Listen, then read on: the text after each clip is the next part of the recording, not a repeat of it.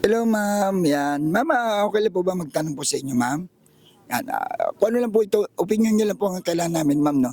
Ang tanong ko lang po ma'am, ano po ang opinyon niyo dito sa naging desisyon ng, Senado na kung saan in-archive po nila yung, impeachment trial, na alam naman po natin na nung mga nakaraan, nagkaroon po ng, motion for reconsideration ang House na kung saan nag-apela po sila at naipasa na po nila sa Korte Suprema.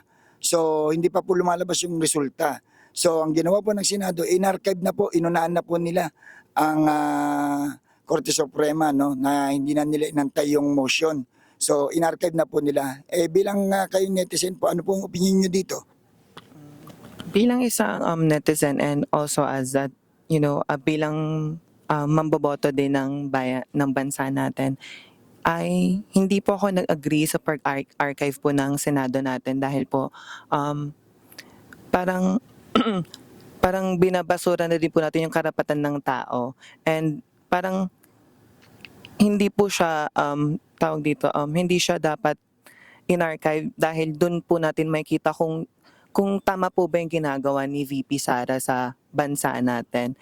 And by doing that, parang inalis din natin yung karapatan natin, mga tao dito sa Pilipinas, na malaman kung ano yung totoo po.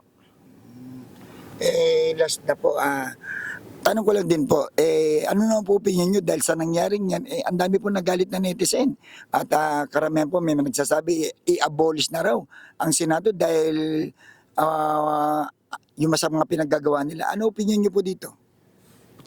Para naman po sa akin, hindi po dapat i-abolish yung Senado since sila po yung gumagawa ng majority ng batas natin dito sa Pilipinas.